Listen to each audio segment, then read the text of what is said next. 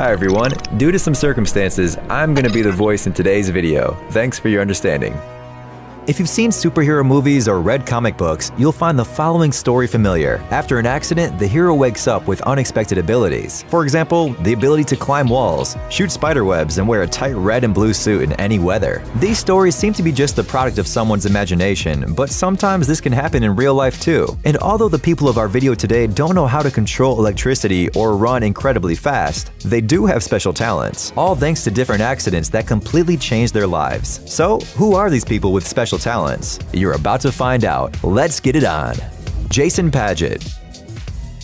Jason used to be an ordinary guy. He liked partying, drinking, hooking up. He was absolutely convinced that math was a useless science that couldn't be used in real life, and he didn't even doubt that. But on the Friday evening of September 13, 2002, everything changed. Paget was hanging out next to a karaoke bar with his friends when he was attacked. Two unknown persons hit him on the head from behind and robbed him. At the hospital, he was diagnosed with a concussion, but when he came home, he realized there was something wrong with him. Jason's whole world suddenly became pixelated, like an old-school computer game.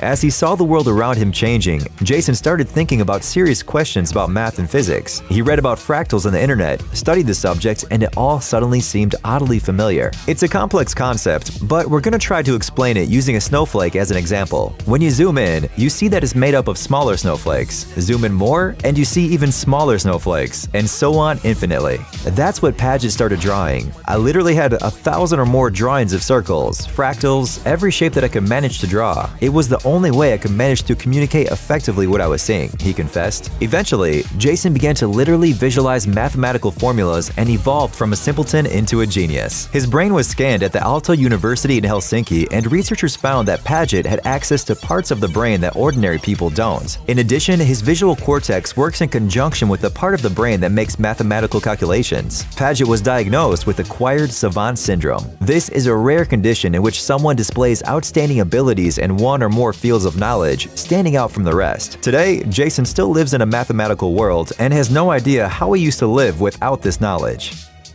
Derek Amato. Is it possible to dive into a pool and rise as a genius? We don't want you to test this theory because what happened to Derek Amato is pretty rare. At the age of 39, Derek dove into a shallow pool and hit his head. The result was a severe concussion and 35% hearing loss. Maximum unpleasant consequences. But along with the concussion, he acquired a strange gift. He began to see music. In his own words, music suddenly filled his head, and he started to see black and white squares, which reminded him of piano keys. Yes, he hit his head really hard. Even though Derek played guitar before the incident, his musical skills suddenly increased to such an extent that he was able to compose music for piano, and play it, of course, although he had never studied it. The guy was diagnosed with synesthesia. It is a special form of perception when certain conditions, phenomena, concepts, and symbols suddenly receive additional qualities such as color, smell, or sound. It sounds a little terrifying, but that very unsuccessful dive into the pool turned Derek Amato into a successful composer and famous pianist. Lee Ersig. For most of her life, Lee was passionate about racing and quad bikes. She never showed any interest in art or math. But in October 2009, she accidentally fell into a ravine and suffered serious brain and spinal cord injuries. Doctors weren't sure if she'd be able to walk again. This event turned Lee into another person, literally. She doesn't remember anything about her past life and does not even recognize her own mother. I don't know. But now she's a talented artist and poet. She likes spending time pondering complex mathematical equations. Besides, she can see sounds when she listens to music and hear colors. Although to common people, this seems like nonsense. In addition to memories, Lee has also lost the ability to feel emotion. Since then, she has learned to smile and laugh in response to social cues, but says she does not feel or understand this reaction. Her condition is so incredibly rare that it took numerous scientific studies and brain scans to diagnose her with the savant syndrome we've already mentioned. Alonzo Clemens.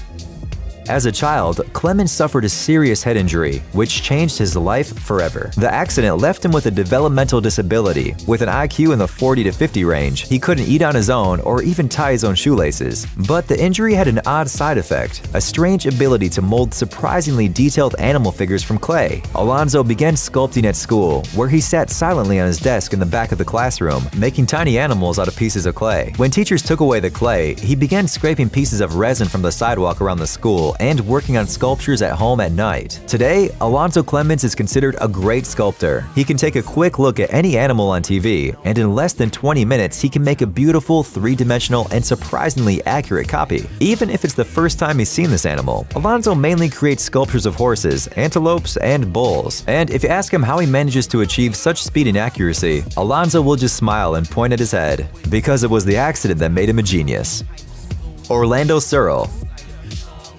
Getting hit in the head with a baseball is not a pleasant experience. Moreover, it may be dangerous. But Orlando Searle was lucky. He didn't have any special skills until August 17, 1979. At the age of 10, he got hit in the head with a baseball. The blow came from the left. Searle fell to the ground, but eventually got up and went on playing. He didn't get any medical care because he didn't tell his parents what had happened, like any 10-year-old boy would have done. Orlando suffered from severe headaches, but soon they disappeared, replaced by an incredible ability to perform calendar calculations of incredible complexity. He can also remember the weather, where he was, and what he did on any given day after the accident. In other words, the boy suddenly got a phenomenal memory. Soon the media took an interest in his unusual gift, followed by scientists who conducted a series of MRI tests on Searle. Unfortunately, the official website of the talented guy has no information about the results of these tests.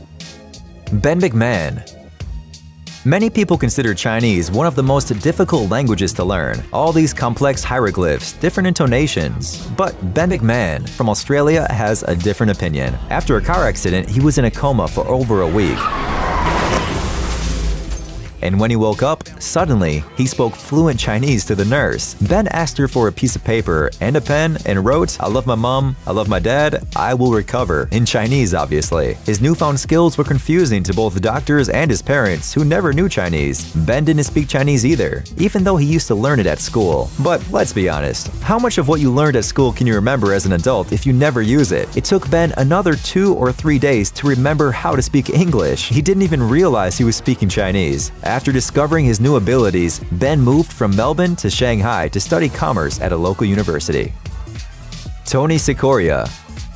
Tony was a 42-year-old healthy, strong man when his life changed. Formerly an athlete and now a respected surgeon, Tony had never had a special interest in music. And in 1994, he called his mother from a payphone when he felt the storm approaching. Tony walked just one step away and he was hit by lightning. Tony's heart apparently stopped, but he was resuscitated by a woman who was waiting her turn to use the phone too. Lucky for him, she was a nurse. A few weeks after the accident, Tony visited a neurologist because he was having memory problems and felt sluggish. But the examinations showed nothing unusual, and soon Tony was able to get back to work. However, his story did not end there. A couple of days later, Tony suddenly felt a strong desire to listen to some piano music, although he had never loved it. Before that, Tony's favorite genre was rock and roll. But after the accident, the man suddenly started buying records of famous piano works and then music sheets. He suddenly wanted to play. Soon he started learning, but then he discovered a new passion. Tony started composing music. Tony Sikoria made his debut with his first piano composition in Westport, Connecticut on 12th of October 2007, and still continues to play and compose music today.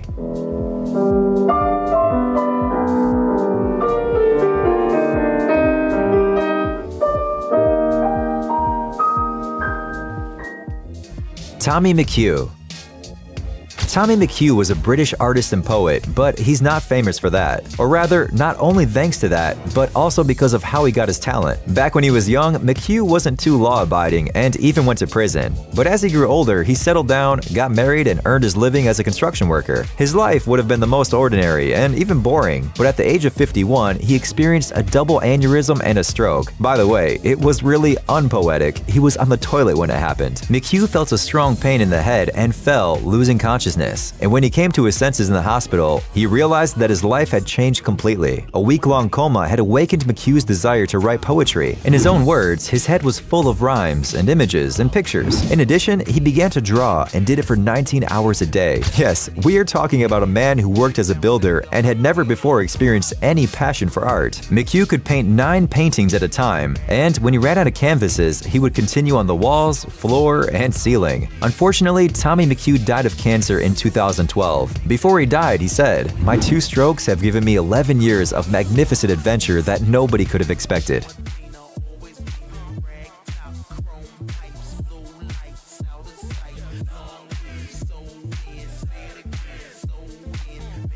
Money.